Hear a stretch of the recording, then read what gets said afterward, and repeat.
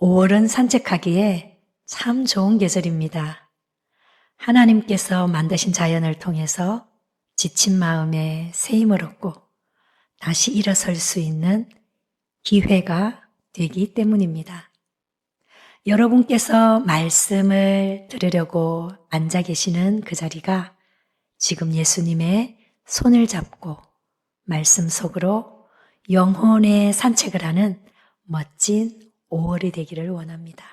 그리하여 말씀을 통하여 예수 그리스도의 이름으로 위로와 평안과 새 힘을 얻고 치료와 회복이 있는 이 자리가 되기를 소망합니다. 오늘 본문 말씀인 이사야 9장 1절에는 여러 지역이 나옵니다. 그 지역 이름이 스불론, 납달리 땅과 갈릴리 지역입니다.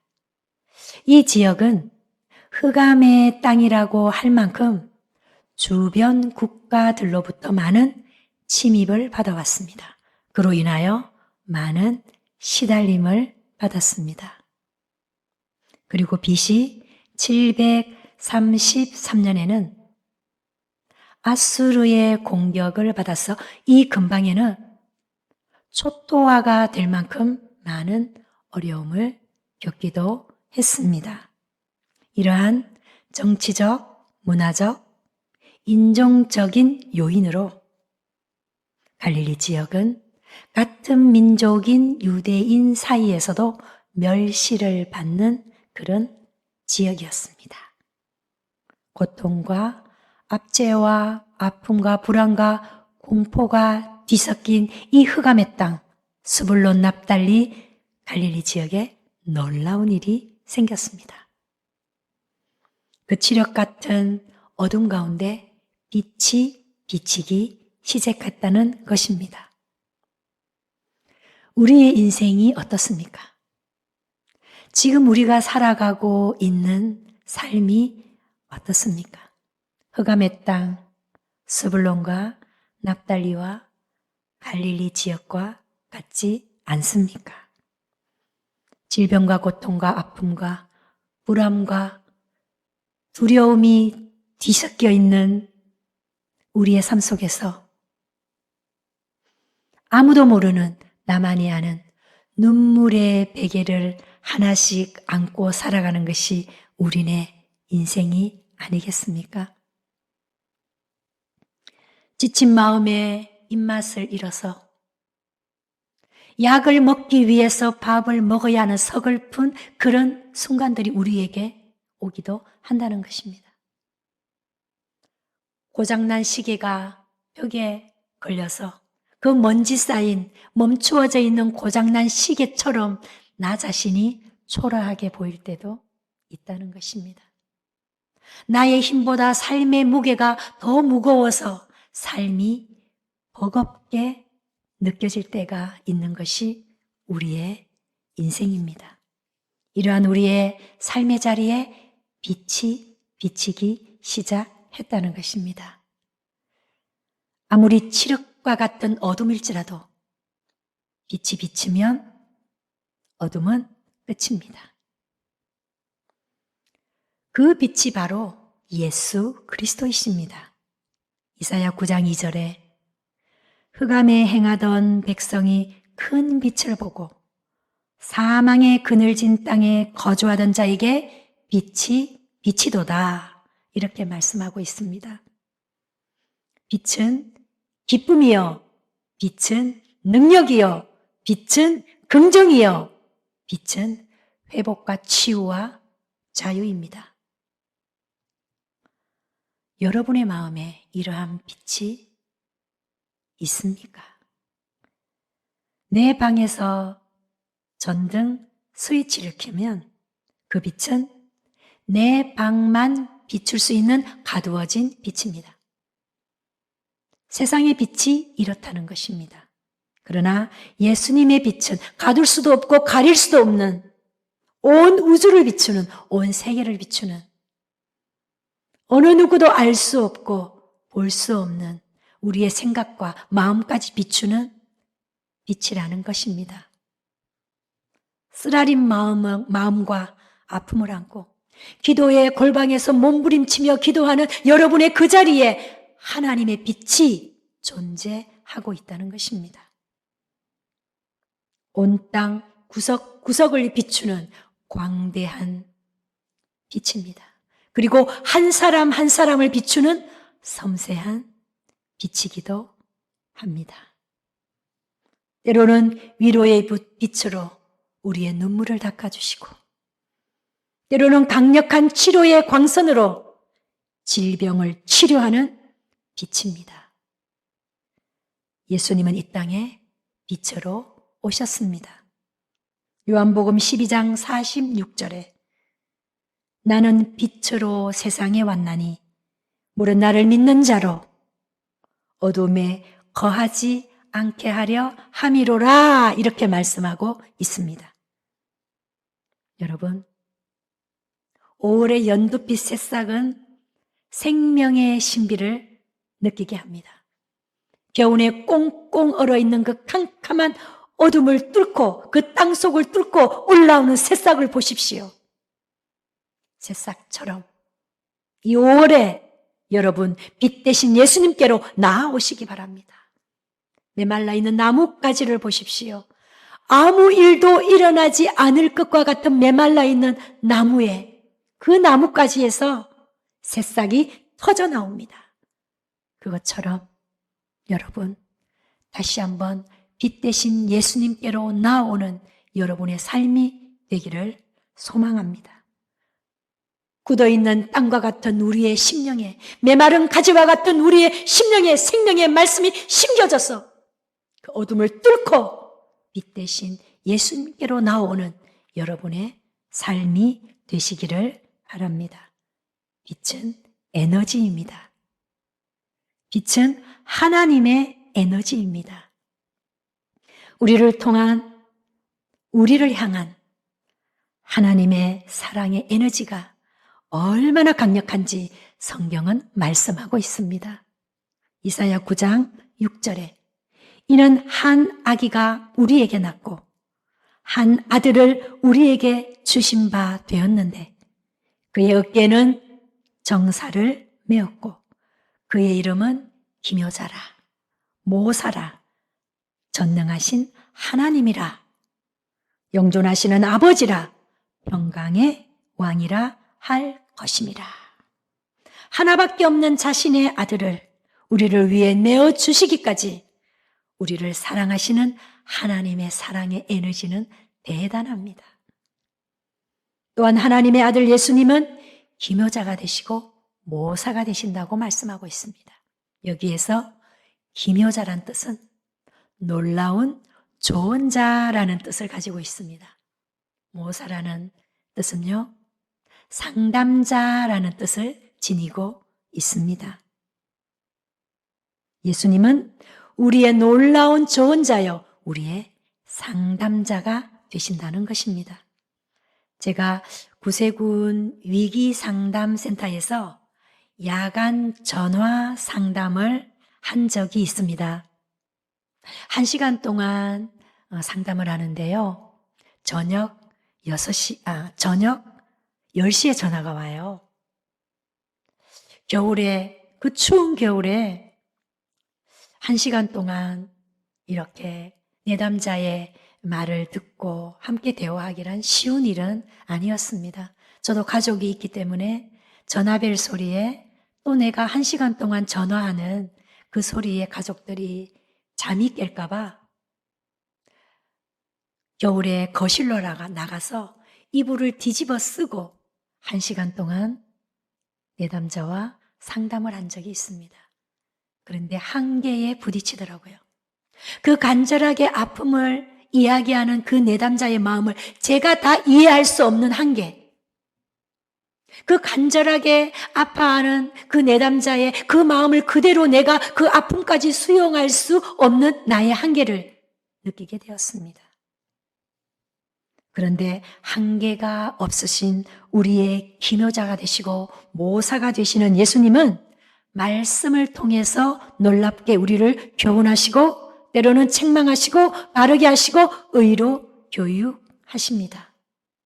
디모데전서 3장 16절에 모든 성경은 하나님의 감동으로 된 것으로 교훈과 책망과 바르게 함과 의로 교육하기에 유익하니 이렇게 말씀하고 있습니다. 하나님의 에너지는 말씀을 통해서 우리에게 전해집니다. 밥을 먹어야 힘이 납니다. 그렇죠? 말씀을 먹어야 영혼에 힘이 생깁니다. 옷을 다림질하려고 하는데 전기 코드도 꽂지 않고 다리미에 열이 들어오지 않는다고 하면 안 되잖아요. 선풍기를 켜야 하는데 전기 코드를 꽂지도 않고 선풍기가 돌아가지 않는다고, 바람이 나오지 않는다고 말하면 안 되지 않습니까? 전기 에너지에 코드를 어설프게 꽂는 것이 아니라 정확하게 꽂아야 그 전기 동력을 얻어서 다리미로 다림질을 할 수 있습니다. 선풍기로 무더위를 날려버릴 수 있습니다. 하나님의 에너지가 흐르는 말씀에 우리의 생각의 코드를 꽂아야 합니다. 하나님의 에너지가 흐르는 말씀에 우리의 마음의 코드를 꽂아야 합니다. 하나님의 에너지가 흐르는 말씀에 우리의 행동의 코드를 꽂아야 합니다. 그리하여 구겨진 우리의 삶을 말씀의 다림질하여서 멋진 인생을 살아가는 여러분이 되시기를 바랍니다. 이와 같이 하나님의 에너지는 말씀을 통해서 무궁무진하게 한계를 뛰어넘어 시간과 공간을 초월하여 우리를 카운슬러 해주십니다. 또한 예수님은 이사야 9장 6절 하반절에 평강의 왕이라고 말씀하고 있습니다. 여기서 왕은 백성을 돌보고 책임지는 자를 말합니다. 우리의 왕이신 예수님은 저와 여러분을 돌보고 책임지시는 우리의 왕이십니다. 그러므로 두려워하지 마시기 바랍니다. 걱정하지 마시기 바랍니다. 놀라지 마시기 바랍니다. 지금 저와 함께 고백을 한번 해볼까요?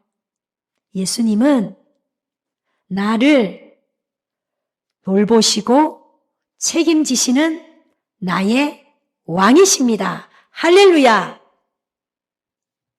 이사야 9장 7절에 보면 그 정사와 평강의 더함이 무궁하며 또 다윗의 왕좌와 그의 나라에 군림하여 그 나라를 굳게 세우고 지금 이후로 영원히 정의와 공의로 그것을 보존하실 것이라. 만군의 여호와의 열심히 이를 이루시리라 라고 말씀하고 있습니다. 이 말씀의 핵심은 하나님께서 공정함과 올바름으로 모든 세계 나라를 다스리신다는 말씀입니다. 만군의 하나님의 열심히 이 모든 일을 이루실 것이라고 말씀하고 있습니다. 하나님의 열심은 하나님의 에너지입니다. 우리를 살리시려고 독생자, 예수님을 주신 자신의 전부를 주신 하나님의 그 사랑의 에너지가 하나님의 열심이 우리의 열심이 되기를 원합니다. 작년에 저희 교회 전주 영문 야외 예배를 드리면서 공동체 놀이를 할 때 지압 슬리퍼 신고 달리기를 하였습니다. 청백팀이 너무 열심히 달리는 것을 보게 되었습니다. 지압 슬리퍼를 신고 발이 아파서 쩔뚝거리며 열심히 달리는 모습을 보게 되었죠. 지압 슬리퍼에 찍찍이가 떨어지면 다시 붙여서 달리는 모습을 보았습니다. 그러므로 우리의 신앙생활은 지압 슬리퍼 신고 달리기와 같습니다. 여기에서 지압 슬리퍼는 우리 각자가 져야 할 십자가를 의미하기도 합니다. 승리를 위해 믿음으로 저 천국에 이르기까지 아파도 벗겨져도 포기하지 않고 지압 슬리퍼를 신고 내가 져야 할 십자가를 지고 달려야 승리할 수 있습니다. 이것이 진정한 승리요, 진정한 열심입니다. 아프다고 벗어던지고 벗겨졌다고 벗어던지고 이렇게 신발 벗고 나 혼자 가면 승리라고 할 수가 없습니다. 우리의 발을 아프게 하는 지압 슬리퍼를 신고 인내하며 우리는 달려가야 합니다. 때로는 지압 슬리퍼에 찍찍이가 떨어지는 예기치 않는 일이 있다 할지라도 다시 붙여서 우리는 달려야 합니다. 내가 힘들고 귀찮다고 외면한 영혼들이 있습니까? 그 영혼들을 찾아서 그 영혼과 함께 저 천국을 향하여서 우리는 달려야 합니다. 우리는 지금 50일 전도 주간을 보내고 있습니다. 저희 교회는 해마다 구세군 50일 전도를 하면서 구세군 50일 전도 프리젠테이션을 진행합니다. 이것을 맡은 주일학교 부장으로 수고하시는 부교님께서 자신의 간증을 하면서 발표하는 그 부분이 저에게 너무 공감이 되고 도전이 되고 은혜가 되어서 그 부교님께서 작성한 글을 그대로 한번 나누어 보려고 합니다. 제가 읽어드리겠습니다.